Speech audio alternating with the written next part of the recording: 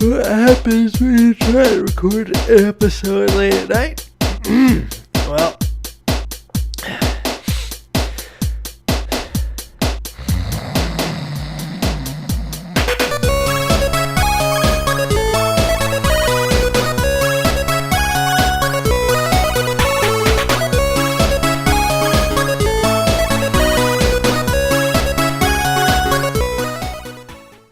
hello everybody. Welcome back to Commanding Magic, the Red Eye Flight episode, aka, well, I mean, you guys wouldn't really know this, but usually we record like in the mid evening on Wednesdays now. But definitely past the twilight hours now. Oh dear Lord, it's super late. I got invited over to the in-laws to have schnitzel, and I couldn't pass it up, so I'm sorry. It was very delicious. It is now. I know it's a couple hours different from Travis, but it is now half hour past midnight. Oh boy. But it's like the opposite of what we used to do. But you know what, dig on it? We said, you know what, we're still gonna do an episode today. And that's just how it's gonna be. And Brandon let me know about something that I didn't even know, that there was a bunch of commander bannings that happened recently, so now I just the only thing is I don't know how official these bannings are. Because I don't know how official the like 1v1 rules bannings are. So, take this with a grain of salt. But, because you also might be a little bit salty, so, Right. Let's see. Because, in 1v1 Commander, you start with 20 life, and yeah, very interesting. It's a whole different format than just regular Commander. Yeah, so, I mean, we've had an episode about this like, the 1v1 setting before, so we're going to continue the tradition for those of you who enjoy and partake in the 1v1 competitive commander scene. And we're going to go over some interesting things, if I'm perfectly honest, because the first card on the list here, Brandon told me what it was. I hadn't even seen the list yet. And I was like, it's wait. The first one I told him about. And I said, what? Yep. Same thing I said when I seen the list. So I guess we'll just kind of go ahead with it here. And the first card here that we see that was banned was Edgar Markov. Yep. Now let me put that in perspective for everybody. This card just came out. Yep. Probably about a month ago now. So just to recap here real quick, we have Mardu colors, one of each in 3, so 6 for a 4/4, legendary vampire knight that has eminence. So whenever you cast another vampire spell, if Edgar Markov is in the command zone or on the battlefield, create a 1/1 black vampire creature token. Oh, and that's it. Yeah, I was ready to list off keywords and everything. I already forgot what this did. He himself has first strike and haste, and then whenever he attacks, put a +1/+1 counter on each vampire you control. So, not looking at it in the 1v1 perspective, he doesn't just seem that bad. I mean, he's an okay dude. Like, how bad can he be? Yeah. Well, apparently. Yeah, tell us why. Why, Brandon? Why was this banned in the logic of the 1v1 aspect of the game? Okay, so according to what they say here in this article, before Eminence got released in Commander 2017, 2 commanders got abilities that somehow worked in the command zone. I love that. Somehow. Right. So you had Aloro, Aegis Ascetic, and Derevi, Imperial Tactician. Both very powerful cards. Yes. And both are banned in Duel Commander. Having abilities on cards that actually work from the command zone negates the concept of casting commanders, and are very easily overpowered with Blade and Duel. I suppose that makes sense. There. Yeah, that makes sense. Why aren't the other 3 banned? Yeah, and also, if I'm going to be just perfectly honest, I'm just going to, show my ignorance here and just say that I had no idea that Oloro and Derevi were both banned in Duel Commander. Nope. I did not know that. They're both very strong. Oh, no, I definitely, I don't disagree with you. Yeah. But, Oloro especially. When I read it, I'm like, oh, yeah, of course. But, as just, reading the article, reading that first little paragraph, I'm like, wait a minute, hang on, what? Right. It makes sense, but I just had to kind of click with me there. Mm-hmm. So anyway, going on here, Edgar Markov clearly offers the ability to build a very solid, overly intense tribal deck revolving around vampires. Overly intense, Brandon. Right? I mean, okay. The flavor is cool, but the taste is not. Whew. Would you say This that guy is just riffing really hard do on. I have an overly intense ocean creatures deck? Does do we need to start dropping the ban hammer on Yes. Tromo Kratos? Yep. and Done. and the key cards that I use in that deck, like Sigiled Turbo Starfish. Kratos. Okay. Oh my god. Don't even get me started on Starfish. I've run him in every blue deck. I mean, he's got to be powerful then, right? Oh boy, Ooh. Scryfish OP. Anyway. Yep. Confirmed. For 4 weeks already, the card dominated most tournaments it got in, polarizing the next ones to Edgar versus anti-Edgar strategies only, which is the very definition of going against diversity, which also demonstrates the expected and found power of this card, which easily explains why Edgar Markov is now banned as a commander. So to be clear, he's banned as a commander, not banned in Right. the 99. Correct. Something that this reminds me of is the idea of when the legend rule used to be such a way where only one instance of a planeswalker could exist on any side of the field, Right. which led to Jace the Mind Sculptor being countered by just Jace Bellerin. Yeah. So your opponent would have their Jace the Mind Sculptor out, and you would play your Jace Bellerin for the sole purpose of get getting rid of your their opponent's Mind Jace Sculptor. off the field. So. Mhm. Yeah, this is an interesting banning. I put it in the same context as Olero and Derovi. I get it, but at the same time, I don't quite understand why the other Eminence commanders weren't banned. I mean, maybe it's just because things like maybe green white's just not like green white like cats. I don't know, isn't like a popular or aggressive enough archetype, or the Dragons. Ur-Dragon is too slow, because I imagine that the competitive commander scene it revolves around very fast interactions. So I suppose I could.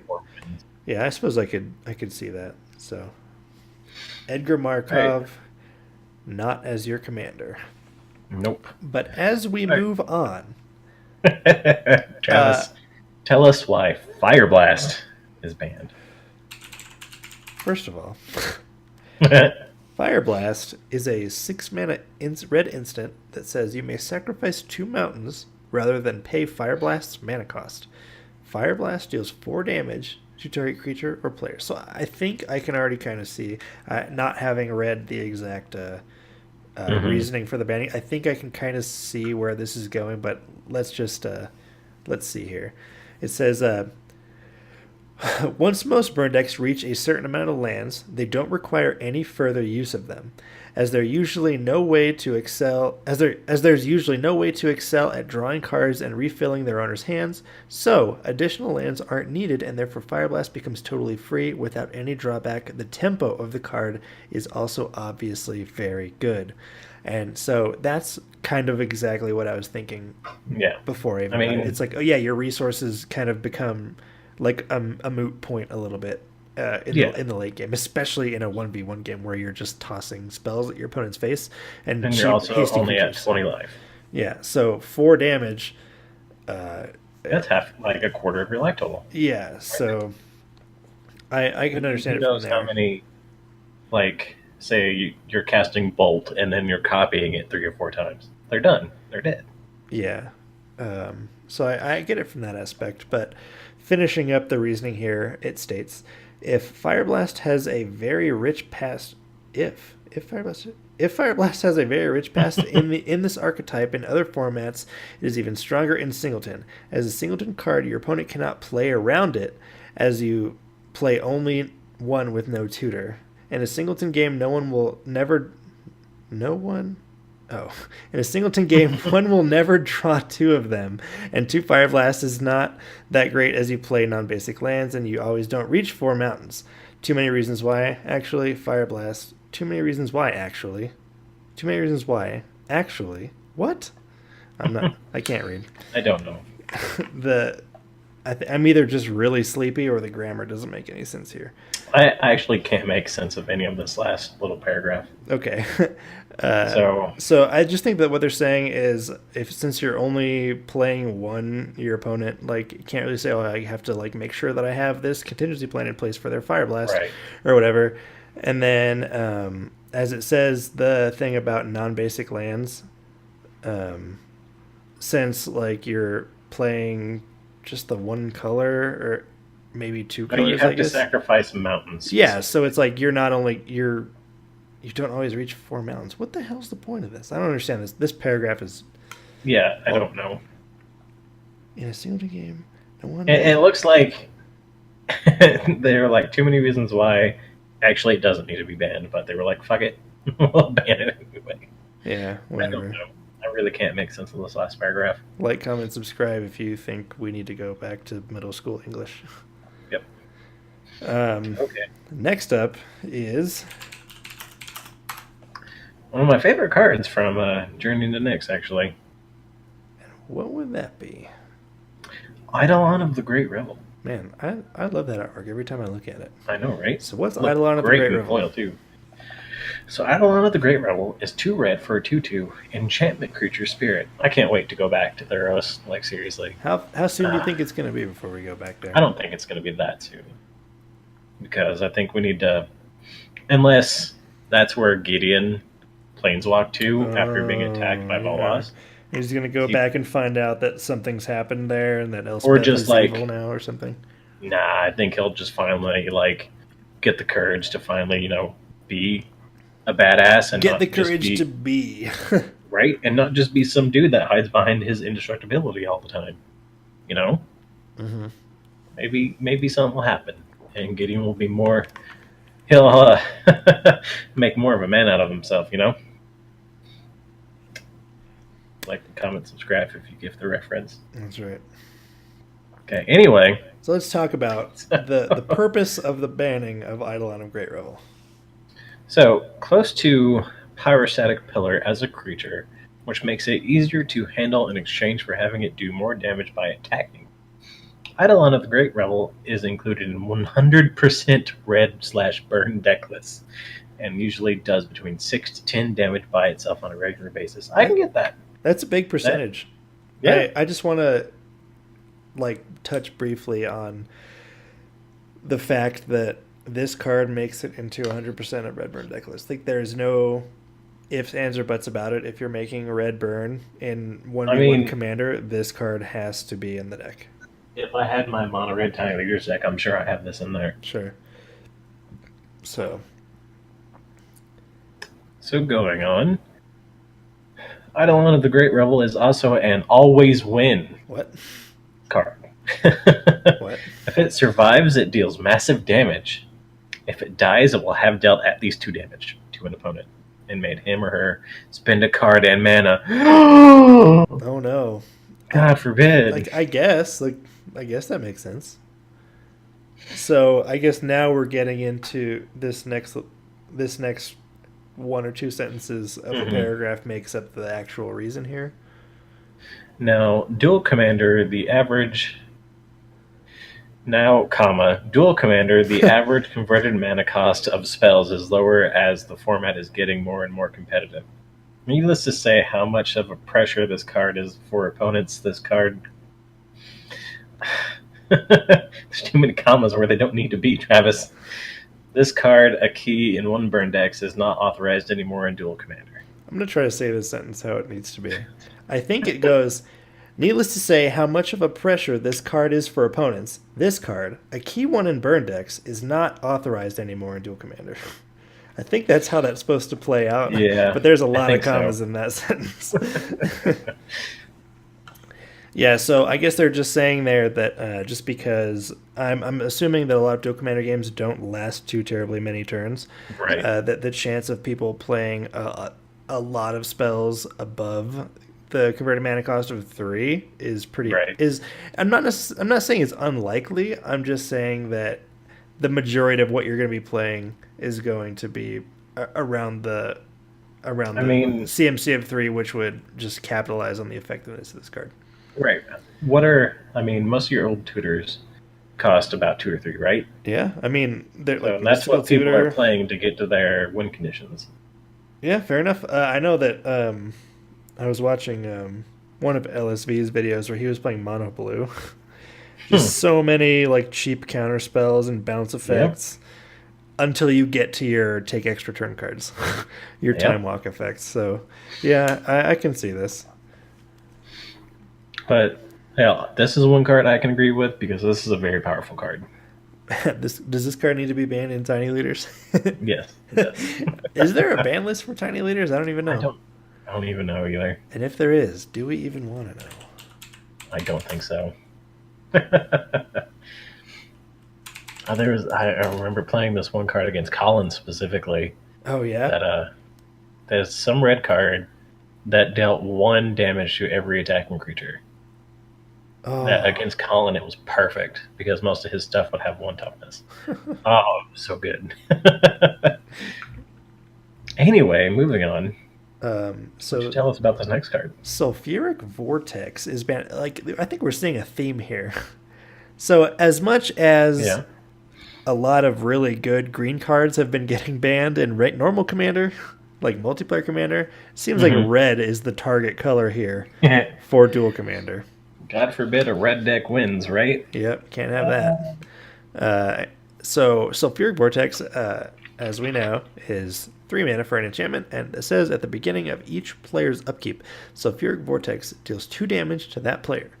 If a player would gain life, that player gains no life instead. So this just says you're not gaining life, and you're slowly dying every turn, period. Yep. So what it says, it's funny, the first sentence is a very... going back and like just consider how the rest of these have been worded. The rest of these paragraphs have worded. This starts off by saying Sulfuric Vortex creates a specific problem in Duel Commander as it totally wrecks some strategies. I'm like, okay, why couldn't you just have put it that way with the rest of these?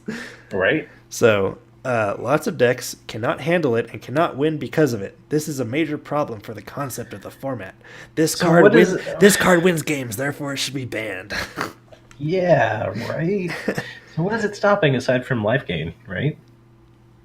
I think it's just putting like a lot of pressure, and it remember how we talk on occasion about the fact that conserving your life total isn't always the like paramount thing you should be doing during a game. I think that maybe this card circumvents that a little bit and really makes you feel like your life total is like slowly dwindling away, and that you really need to pay attention to your life total more than you normally would.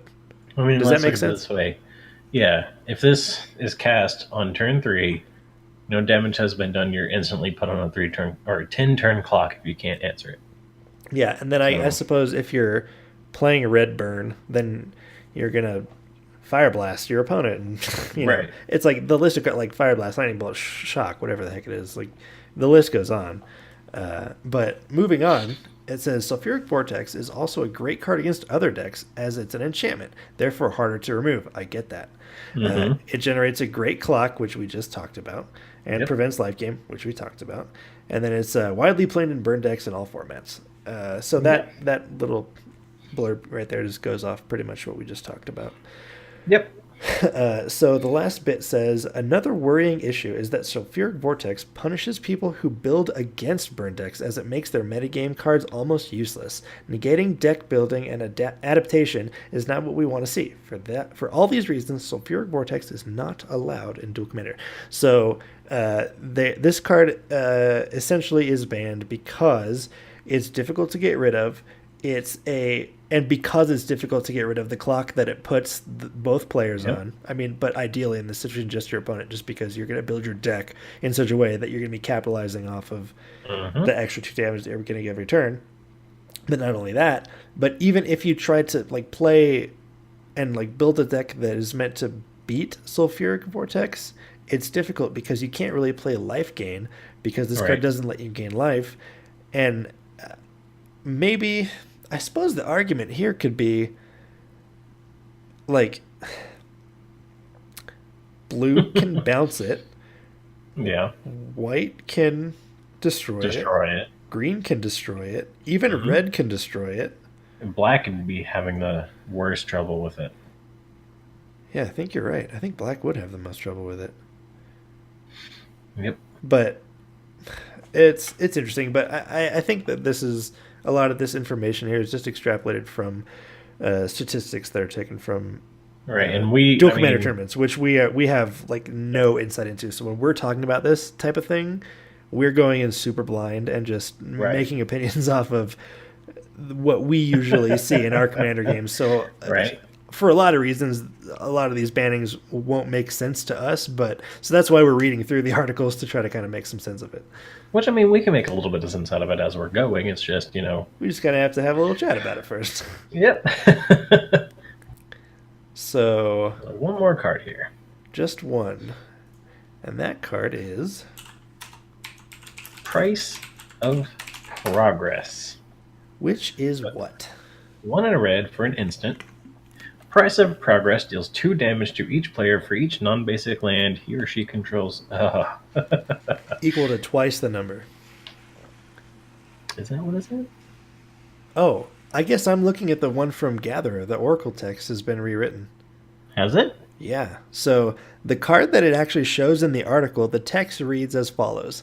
Price of Progress deals 2 damage to each player for each non-basic land he or she controls.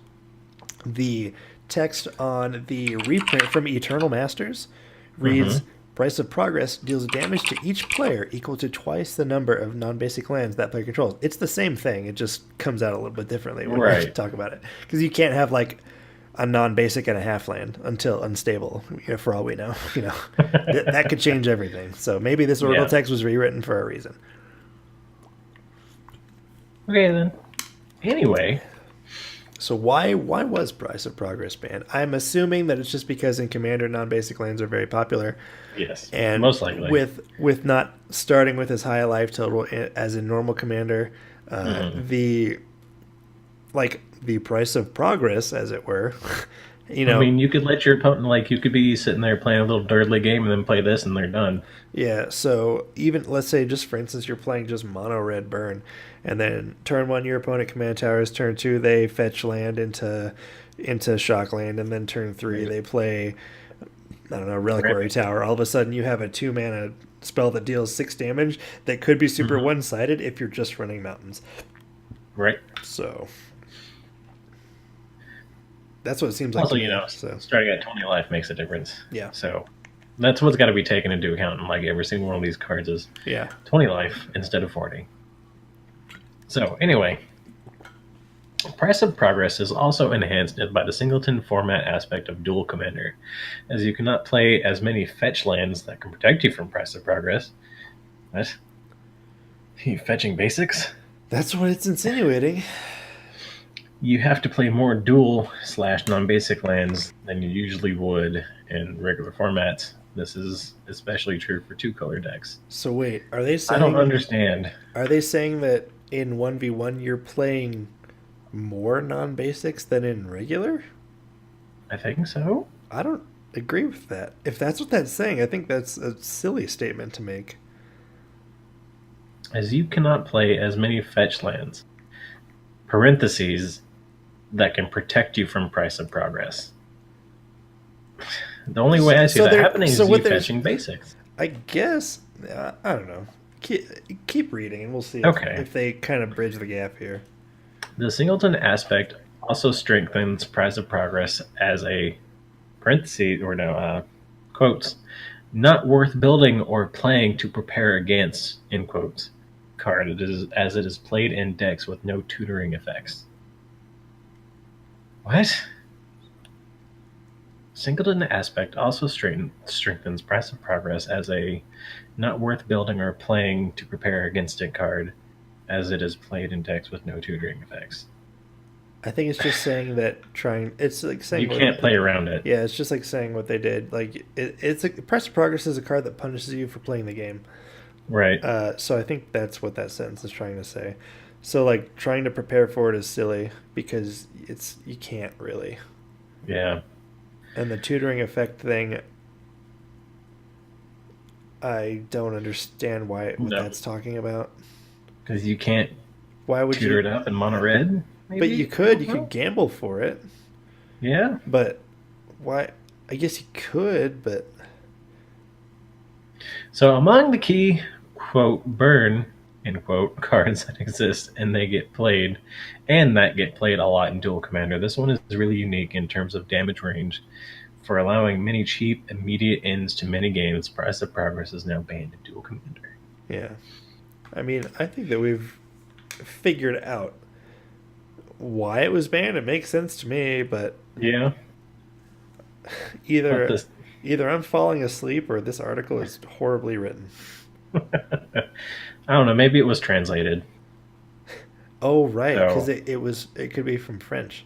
yeah, Right? I don't know if Is that French actually Commander. how that works? Like, I is don't the know. rules committee for that French speaking people? I I'm really sure don't we'll know. find out in the comments. I really don't know. Yeah, I don't know either. So anyway, Travis, what are you taking away? Oh, from hey, can I just say something real quick? that? I What's scrolled down real quick that? here, and there's multiple comments that are saying, "What the heck did I just read?" So I feel a lot better about this now Yeah. because they're just like, please like rewrite this whole article is what some of these comments say. So about the bannings in general, I think that it seems like that they're just trying to quench a lot of the mono red burn in it, which makes sense to me. I mean, mono red burn is always the deck that you see pop up. It pops up in standard like every block. Yeah. It pops up. I think it even pops up in Legacy sometimes. It's popular in Modern. But so I think that what's happening here is they're just saying, hey, we realize that this is a super popular archetype, but just because of the way that Duel Commander is, that these cards just make for the types of interactions that we don't want to see in the meta. Right. So that's what I took away from this. Yeah. I mean, being the burn player that I am, I mean, I understand it. Cards are strong. 20 life total. It's just, in Commander, how likely are you to see all these cards? I remember one time we were playing Tiny Leaders, and you were playing your Chandra deck, and you just totally annihilated me. It wasn't unlike that game where you were playing your Assassin deck. Right. Just everything I played just died, and it's so easy in Tiny Leaders because of your low CMC. Right. Everything is so susceptible to that type of removal. It's so easy to flip Chandra in that format too. Right. So that's kind of the news. Do we want to go ahead and just really quick touch on the Ixalan debacle with the stolen sheet? Oh yeah, we never talked about that, did we? Ixalan stolen. So I'm gonna put The whole Ixalan is just gone. It was, you could say it was a taken hostage. Okay. So also as to the these bannings for Duel Commander, I will post a link to this article in the description, as well as the story of the stolen Ixalan sheet. So essentially what happened is that many moons ago we got a ton of Ixalan spoilers. But the thing about those spoilers was that they were all very blurry, and it was very clear, and then even like it was very clear that it was just a big sheet, an uncut sheet of Ixalan cards. So we got so many spoilers way before we were supposed to. It was before even Hour of Devastation came out. And I think that it was even a minute until we figured out exactly what happened. Oh yeah, it was right up the week before official spoilers started, is when we found out. Yeah. Because that day they were like, hey, they told us what went on, and then they officially spoiled every card that got spoiled. So they gave us high resolution images of everything that had gotten spoiled. Yep. So pretty much what happened was somebody was working at one of the print shops and took a sheet. Yep, that's it. They just took a sheet. They took a few sheets, actually. It is really it's not funny, but seeing something leaked this way just seems so absurd to me. And then I'm like, Yeah. is that really how this happened? Because Yep. remember when New Phyrexia was spoiled? No, I wasn't. That was nothing like this. Right. You know, the set was given to a pro player, and it got So you could leaked. prepare. It got leaked through their mishandling of the information that they were given. Right. But this is someone just stole an uncut sheet from a print shop. Yep. And then tried to sell it. And just to make a short story even shorter, they got the sheets back. Yep. Right. And I think the guy has been arrested. I think they're in the middle, or probably have already settled. So yeah. Yeah. So that's that, and I will put a link to the article in the description. It was just something very interesting. It's something that I just don't think we've seen before, No. ever.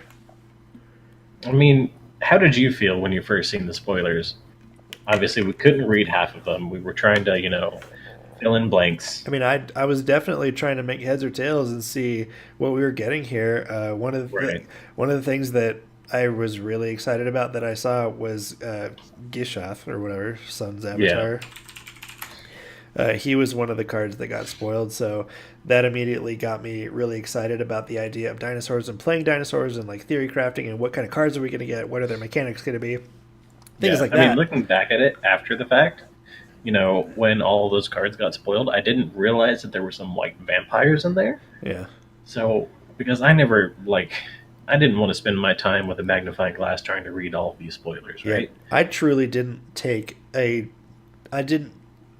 cards, under a microscope, like you said. I wasn't trying to figure out every single line of text, power, toughness, mana cost, things like that. I was like, we're just going to get these cards anyway in the future, so I'll let it be. But I mean, even though it was a full rare sheet that they spoiled. Yeah. We didn't get to see all the mythics, so we were still left with some surprise there. Yeah. Which we were surprised by a few mythics, specifically like Carnage Tyrant. Right. And Dire Fleet Ravager. Yeah. And then Jace. Right. But then we got the flip cards, which we didn't know about, so that was exciting. So there was plenty of excitement that didn't get spoiled, which was good. Yeah, and if you're not familiar with what actually got spoiled, the article that I'm going to be putting in the description below has a full spoiler of all the cards that were spoiled. So yeah, I think this is all of them. Maybe it might not be. I don't know. But yeah, so that's that. So that's some crazy stuff, and I'm glad that that they were able to sort that out. I really am. It's really cool to be able to see. I mean, I'm sure that some people would say, "Oh, they had this coming. They deserve this." Blah blah blah blah. But for me, it's good to see a company that's able to actively protect their IPs. Right. Like, they were able to see that something happened, they acted on it, and now it either has been resolved completely or it's well on its way to being resolved. So yeah. So Brandon, Travis, what you got brewing over there? Oh man, you sent me a picture the other day. I did. I think it was 3 or 4. 4. What I assumed were see if I can find it. Were commanders, or that's what they were going to be. So. Let's see what I took a picture of because I can't remember. Yeah, it was a minute. Okay, ago. Oh yeah, here we go. I found it. Okay, so Rubinius Soul Signer. So what's that about? You don't remember when I was going to do, what was it, Special Investigations Unit? Yes. That's still in the works? I would like it to still be in the works. Okay. Because I was thinking that would be fun while making Mardu Bounty Hunters. So make like the police and the bad guys. And the renegades. And then, of course, Taigam to replace Brago. Taigam Ojitai Master specifically, because there are 2. And then I still want to try and do something with Miri. Weatherlight Duelist. I just don't know. Miri Weatherlight Duelist, I feel, has like a ton of potential to be a blowout commander. So yeah. That ability just for that mana cost seems really, really strong. Mm-hmm. Yeah, so that's what I got brewing, special investigations unit, bounty hunters, and then, I got assassins. So I got the the Oh, investigations can investigate the bounty hunters, which are trying to hunt down the assassins, which are trying to kill the you it's a know. vicious circle. It really is. Yep. So the funny thing about that is just that we've been talking for it would have to have been a couple months now, just about how there hasn't been much brewing going on. Yeah. It's been a lot of excitement about things coming out, a lot of talk about wanting to do certain things. But then not really doing it. Yeah, because I mean, if I'm honest, even after the new Commander set came out, I got the stuff that I wanted from it, and I put my cat deck together, and now it's together, and I'm not super excited about it, and I don't know why. Yeah. I don't know why I'm not excited about it. Everything about it says that I should be excited about it. I know, like I got my whole commander precon, and then a couple days later I took it all apart and got it all separated for what I needed and what I didn't. And I got all the staples sorted out, all the things like that, and then it's kind of just stayed there till the other day when I went through everything again. Yeah. So Even when I took the cat deck out today, and I put Sword of Dungeons and Dragons in it, yeah. and I like shuffled it all up. I did a couple mock first hands or whatever. Yeah. It seemed fine. Just But need to play it. I think I really just need to play it. I think that I that a certain amount of enjoyment comes from not just drawing a mock hand Right. and playing out of like the first three turns, So maybe that's Yep. what's holding me back right now is that I'm not feeling super excited about it because I'm not seeing what the deck can actually do. Yeah. It's nice to look at the cards when you draw them and feel great about, all right, these strats that I have in my head are going to be great and they're going to work. But But it's you not, always have to. I don't have a practical test for it yet. Right. So, You always have to get in a couple good games to feel like, okay, yeah. I need to cut this, I need to add this. This didn't work out, so we need to find something else that'll work. Yeah. I miss that.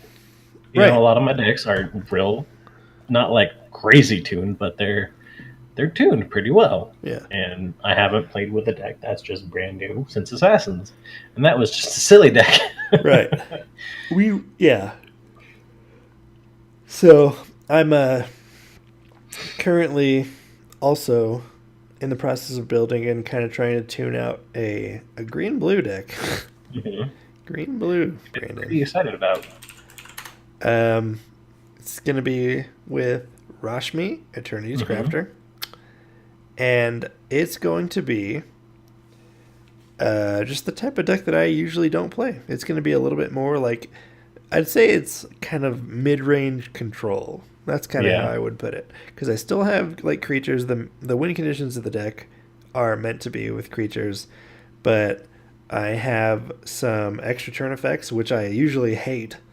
Yeah. I have some counter spell effects which I usually just don't run in a blue deck, even if the deck has blue in it. In for instance, in Tromokratus, which is a mono blue deck, I don't think I run any counter spells. There's not enough room. So You're playing too many fish. too many fish. So I just wanted to really explore that part of the game that I always say that I don't like, Right. but I want to figure out if that really just comes from the fact that I don't play it as much, so I don't really Yeah. have that much experience of actually being able to counter a spell or being able to take another turn or Yeah. things like that. So this will be a good Just like, opportunity to see how that works. Yeah. Like, I very squarely fit into, the Jeskai side of the color pie. I'm not a fan of black or green all that much. Uh-huh. So, with the exception being Gave, Guru of Spores, because that's one of my favorite decks. It's fantastic. Ever since I changed him from Doran, which was the original deck, being Gave is a lot more fun. Just put it that way. It's that's funny. It's funny that you say the bit about black because I also have a hard time justifying making a deck that includes black. Yeah. It's not like even like I dislike the cards that are in that color. It's just when it comes down to it, I can't even really explain it. There's just not. I don't know how to use black. There's just not many green black commanders that I'm super fond of. Yeah, that's what I was getting to. I've toyed with the idea of playing Gitrog Monster now and again. Yeah.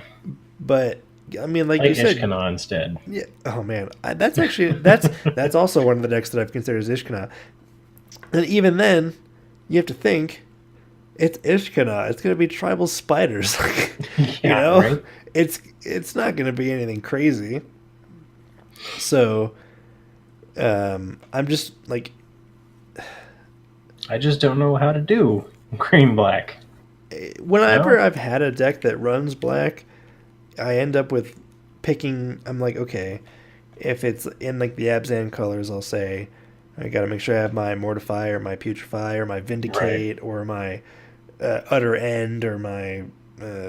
So basically, Pernicious Deed. What you're saying is, if you're playing a deck that has any black in it, basically you're using the black for removal. For removal and for draw, oddly enough. For Read the Bones and for Night's Whisper and things like that. Like Boneyard Parlay. Yeah, right. But yeah, black is one of those things that just when I say to me, it seems that it is this way. What I mean is I haven't really found a good use for black in anything other than a support color. Right. You know what I mean? So, now, like, you say you're playing, your main colors. I'd say you're a Naya boy, right? Yeah, for sure. Yeah. Like, you go play green-white, you know exactly how to build. You know what you're doing. Exactly. I go and play Izzet colors. I know mostly what I'm doing. I'm just trying to have some fun. But, it's what Izzet's all about. Yeah, and like you said, I mean, green-white is my favorite color combination. But you said, I've been waiting for so long for a really good Naya commander to come out. Right. And I haven't... Aside from, like, Mael. Yeah, not playing Naya does not come from a lack of wanting to. Right. I've just been waiting for something that the flavor really jives with me and stuff, because I could play Mael, and I have before, and it was a fun deck. But things like... what's her name? From Amonkhet. The legendary that we got. Yeah, Samut. We had her, and she could be a fine Naya commander. But she's just not your cup of tea. It's just something about it. There was nothing super flavorful that I felt like I could build around. And what really kind of pushed me over the top, and is one of the reasons why I'm super hyped over Ixalan, is for dinosaurs, because dinosaurs are are a very solid Naya tribe.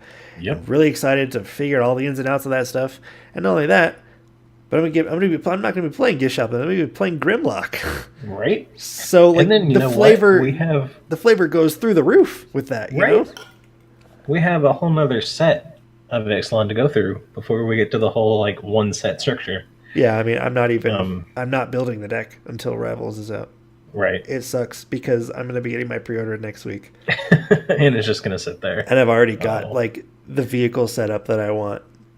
But I'm just not going to do it because I'm going to build a deck and it's going to sit incomplete. Yeah. So I just have cards sitting in a pile. So what is it, like the end of January? Man, because we had to get Unstable in between. Yeah. Come on, man. Unstable's just a bonus, though. Yeah, I'm sure that'll be a really fun. At like the end of January. Yeah, that'll be a really fun set to go through for spoilers and stuff like that. Oh yeah.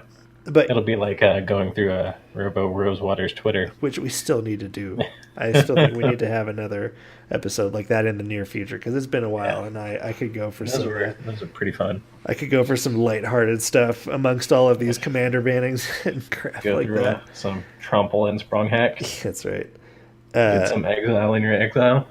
Yeah, the separate game. Forgot about that. Yep. But yeah, we kind of went off on a wild tangent there. But yeah, I think it was a good one though. I think we had a in nice Naya, discussion. in Naya, because like I said, I love green and white. It's my favorite. So in Naya, Right. red is the support color there. Yeah. But at the same time, I don't really like Abzan that much. Yep. Because like black would be that support color, I feel. Or at least for me it would, the way that I like to build decks. So it's like, I would much rather have the access to the cards that I gain by adding red Right. than I would by then- adding black. When you originally had what was it? Four Swords Adventures. It was ant colors, right? So you had Yeah. because it was with Rafik. Yeah, just had all the swords. That was before it was like the whole idea of Four Swords even was really a Right. thing. It was pretty much just good stuff, and I had a couple of the swords. Oh, That just okay. happened to be in there. It wasn't until I actually decided to make more than one commander deck, which that was the tipping point. It was all downhill from there.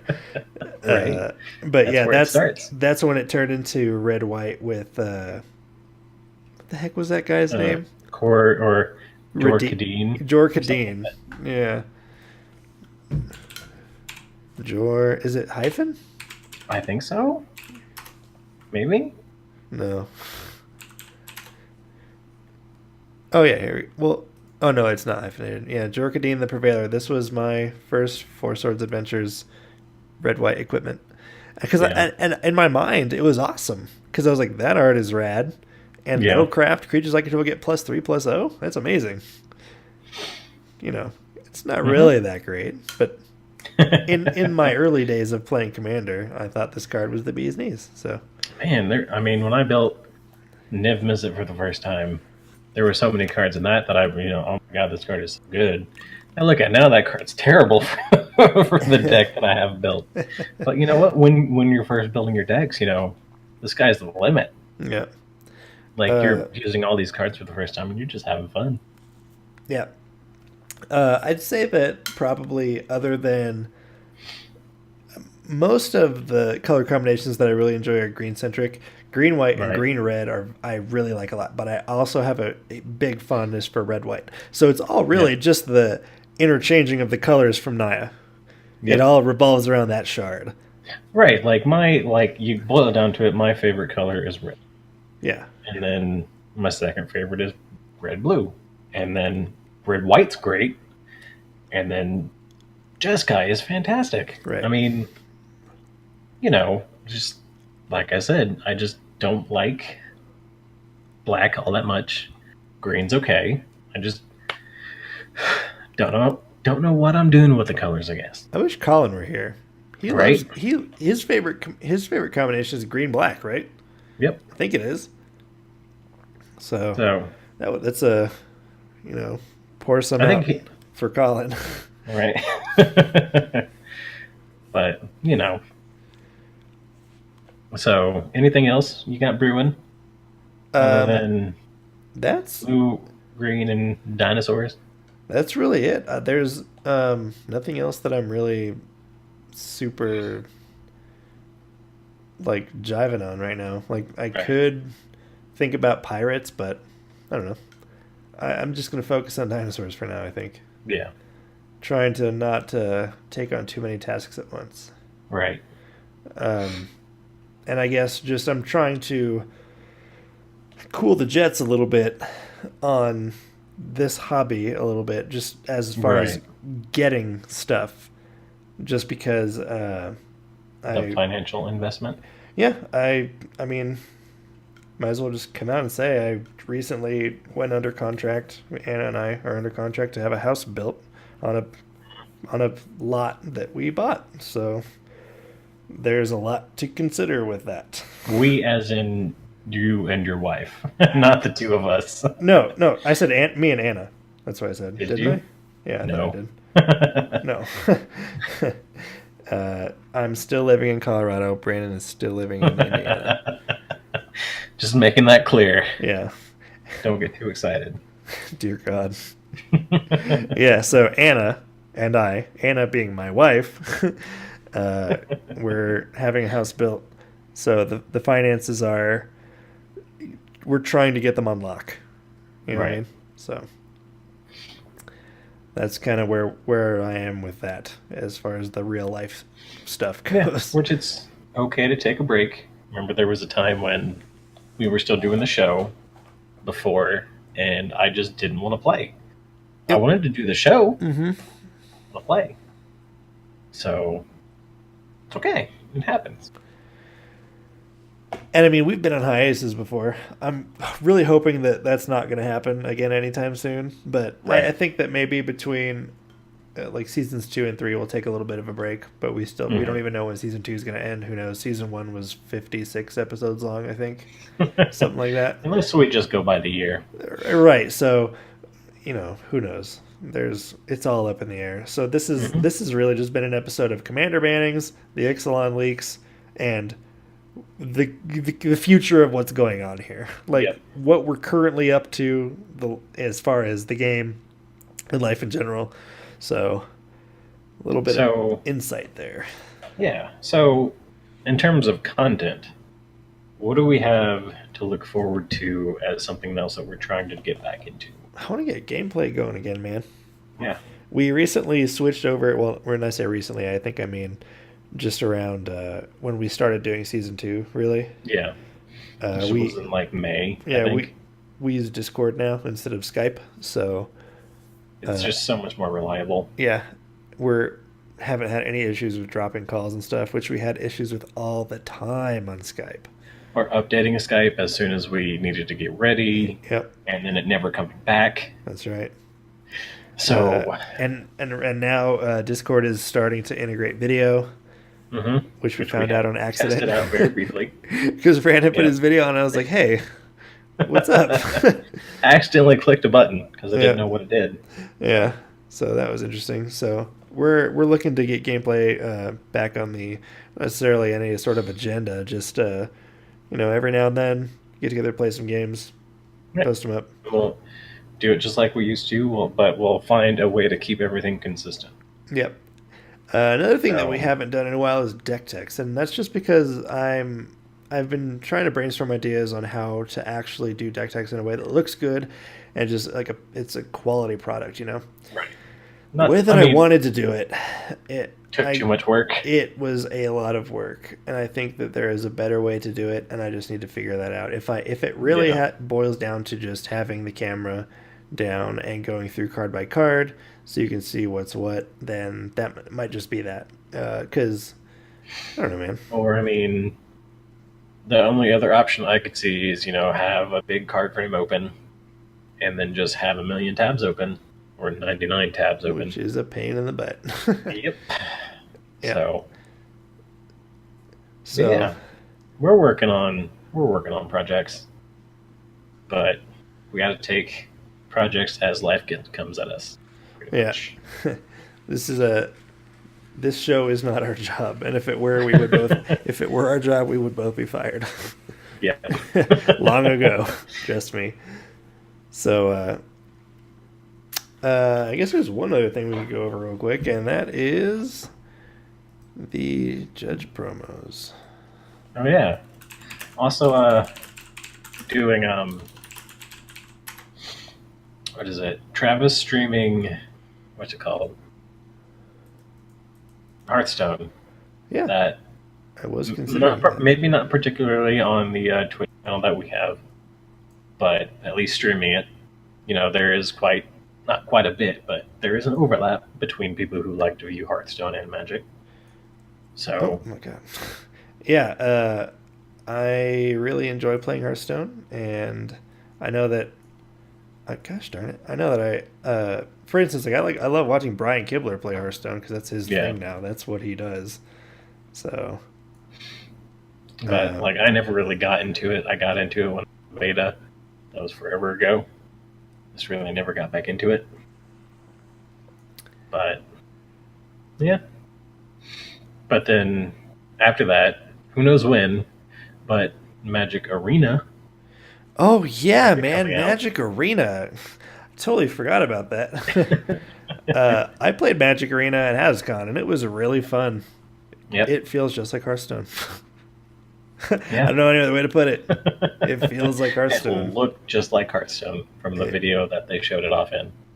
Yeah, that's right. So But I know I've been a fan of the Duels games. I know it's nothing like Duels. It's not made by the same company or anything like that. But I love the Duels games. I loved all of them. And I will play this one. I mean, even though we play Commander, and it's not going to be a supported game type yet, maybe in the future. Seems like what happened was that they had MTGO and they really wanted to improve on it. But when it came to duels, it just didn't work out how they wanted it to. Right. I don't know. Something about Duels of the Planeswalkers always seemed very clunky to me. Yeah, it is a little bit. Just as a game. I mean, mostly the fact that you'd never had access to like all the cards. All the cards. Yeah. And like in the last one specifically, you could have 4 commons in a deck, but you could only have 3 uncommons and 2 rares and 1 mythic in a deck. Yeah. Of a card. So you can only have, what was it, 1 Flipwalker. So Right. instead of a playset. Yeah. So real quick, I just did some like on the spot editing, and it's gonna look terrible. I mean, it looks bad. Trust me. You're gonna watch this video and you're gonna say, "What the heck's going on here?" But real quick, we have the Judge promos for summer of 2017, and look at that artwork for Door in the Siege Tower. I know, right? Man, that looks good. It makes me want to make the Tree Folk deck all over again. We actually had a little bit of a discussion over this the other day, didn't we? About I said that it would feel weird to make it Doran as Abzan good stuff or Abzan high toughness good stuff, because when I was in high school, I had a Doran the Siege Tower based 60 card deck that was Tree Folk tribal. So doing anything else other than that just seems weird to me. Yeah. So don't get me wrong, there's plenty of a good deck to be made if you're just running good stuff, you know. Like I said earlier, Doran was the 3rd deck I think I ever tried to build. Yeah. And then it just didn't work out because I didn't have access to a lot of stuff at the time. So when I just changed them to Gave, and then everything started working out. Right.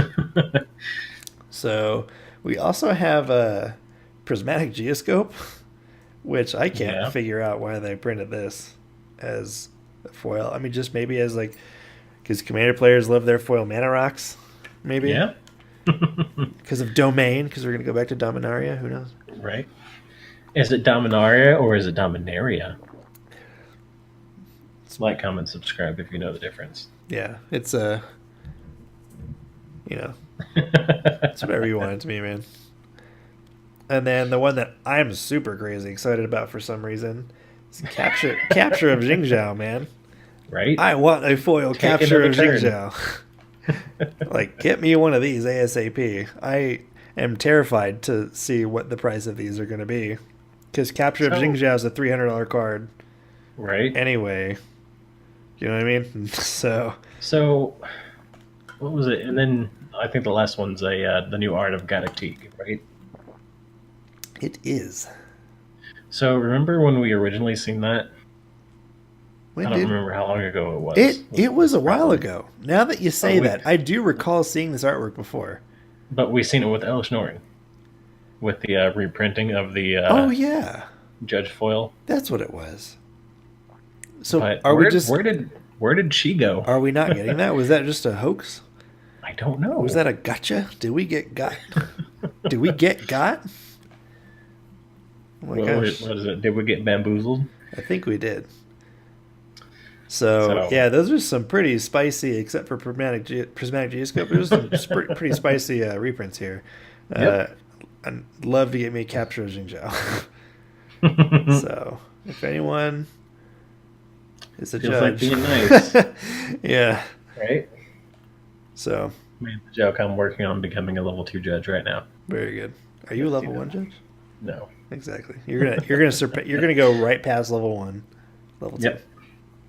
No, I'm going for the top level 20 judge. Very good. So Real quick, bouncing back and forth like crazy here. I'm doing this show with one eye asleep already. I'm fading fast. One foot's already in the bed. I am, yeah. But Magic Arena feels really good to play it. Like I said, I played it at HasCon. I'm really excited to play more of it. Right. It just felt good to play. The interactions felt good. All the animations felt good. The UI, the way that everything is presented to you feels good. This is definitely what Origins, or not Origins, but Duels of the Planeswalkers should have been. Wanted to be? Should have. It's what it should have been. Yeah. I think that. Well, let's think about it. Which came out first, Duels or Hearthstone? Duels. Did it? Duels came out forever ago. Did it? I honestly don't remember. It came out in like 2008, 2009. So I remember playing the original one shortly after I graduated. Jeez, long time ago. Yeah. So yeah. It's if you have played Hearthstone, then you will probably have a good idea of what this game looks and feels like. If you've not seen it already. Yeah. And if you've not seen it, you should go check it out. For sure. And I think that we're going to have some... I think we'll probably have gameplay of Arena up on here. Honestly, it could just turn out to be like a regular thing. I would. I mean, as long as... It just depends on what you can get and how they let you get things. Right, exactly. That's really what it depends on. To say that. How the availability of the cards is. I don't know if I want to sit down and pay almost $4 for a digital pack. Yeah. You know? No, I don't. I won't do that. I'll admit, I buy packs in Hearthstone every now and then. Yeah. That's different because I can't play Hearthstone on paper. Exactly. You know what I mean? It's different. So if Wizards tries to go the Pokemon route and include a digital scannable thing that lets you get a copy of that booster, okay. Is that what Pokemon does? Really? Yeah, they do. It's pretty cool. Because they have a digital game, I guess. Well, that's a great way to do it, if you ask me. But yeah. So I definitely will be playing it. There's no question about it. Yeah, I'm looking forward to it. I mean, I'm not the hugest fan of 60 card, but I'll build a green-blue tempo deck in a heartbeat. As time goes on, I'm getting a little bit of an itch to go back and playing a little bit of funnies, like just fun 60 card. Right. I kind of want to make like blue-green merfolk. Not standard. Just with everything that I have available to me now. No, like in duels, like the last duels that came out, my favorite deck to play was a blue-green tempo deck that, bounced your stuff, and I kept drawing and ramping until I think my win condition was something Guy's Revenge, I think. Yeah, I think that I had a deck that was very, very similar because the deck that I played was also, I just called it green-blue ramp, but the win cons were things like Guy's Revenge and Simic Sky Swallower, stuff like that. Yeah. Yeah. Because, you can build decks like that a whole lot easier than you can in Commander. Yeah, so I guess that my involvement with Arena will be pretty contingent on how available they make the cards. So mine as well. Yeah, that doesn't mean I don't want to play it a lot, because I do. I'd love to play it. They were just playing at the little kiosk at HasCon. I played with Rob. I was playing Dinosaurs. He was playing Pirates. I mean, we could easily get gameplay of just like me versus Travis. Yeah, and just having some good old time. Because I mean, if you have to purchase it and pay $30 or whatever for it, I think it's free.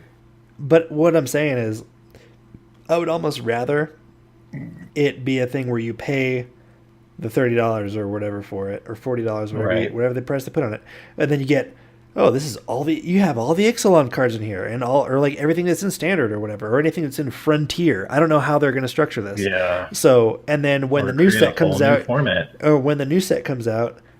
when you pay Rivals whatever comes and out, then get that whole yeah, new you set. pay $9.99 or $19.99 and you get this whole set. It's not like you're not getting the cards; you're getting digital copies of it, and it's. Right. I'm just really curious to see how like the versus works. If it's going to be like Hearthstone where you can queue up to play standard, or you can just queue up to play, just what they call it Casual. wild in Hearthstone. So yeah, casual Right. would probably be the equivalent, right?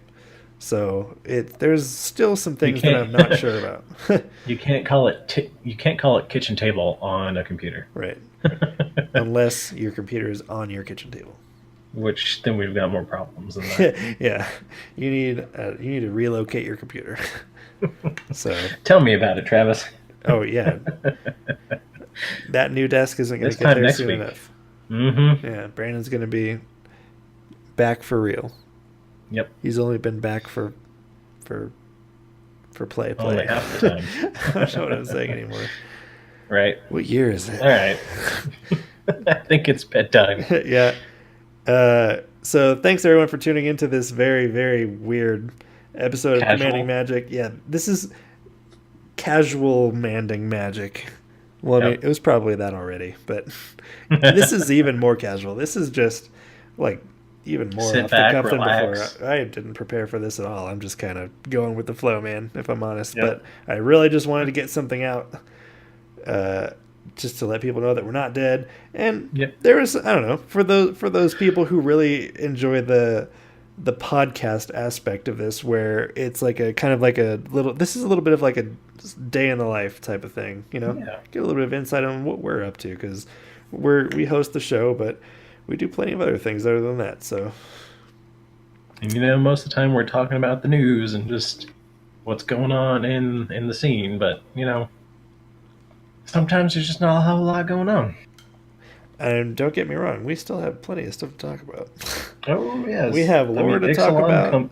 We have Ixalan iconic actually masters. comes out this Friday. Yeah. I'm hitting the shop up on Saturday and getting some stuff. Ooh. Just Yep. singles? Yeah. I wish I could buy a box, but Not this time.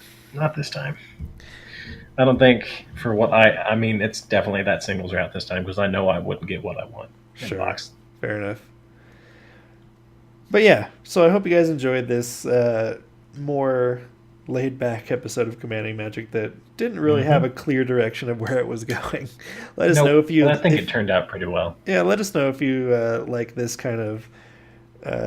If you like just knowing what we're up to. I mean, it's funny because I listen to. I've been vocal about this podcast that I've listened to before called The Morning Stream. Scott Johnson and Brian Ibbett. You still listen to him? Oh yeah.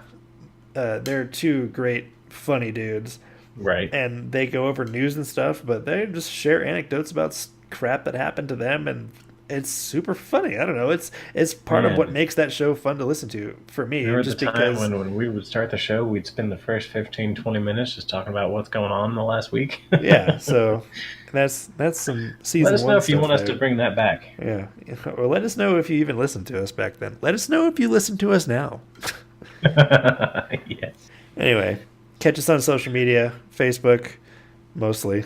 Episodes up on YouTube just a few days after we film them.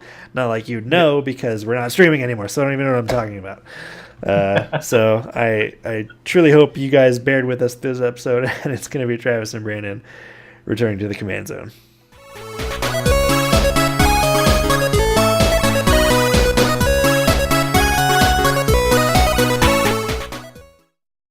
Real quick here. Let me go ahead and try to read that explanation for Fire Blast again. So it says, okay, I'm going to just really try to focus and concentrate here. So if Fire Blast has a very rich past in this archetype and other... I think that they took like a handful of commas and just threw them at the screen, and wherever they landed is wherever they put them. Because I think it should have been, if Fire Blast has a very rich past in this archetype, comma, in other formats, it's even stronger. Wait, in other formats, it's even stronger in singles. Never mind. That doesn't make sense at all. That sentence doesn't make any sense. Okay, so as a singleton card, your opponent cannot play around it as you play only one with no tutor. What? I think trying to reason with this article is fruitless. Nothing that I say will make sense of this paragraph for me. And I guarantee you that there will be people that be like, oh, you're so stupid. You even know, man. You don't know the things I've seen. You don't know the amount of games I've lost to Fire Blast. But back in my day, I used to lose to Raging Goblin.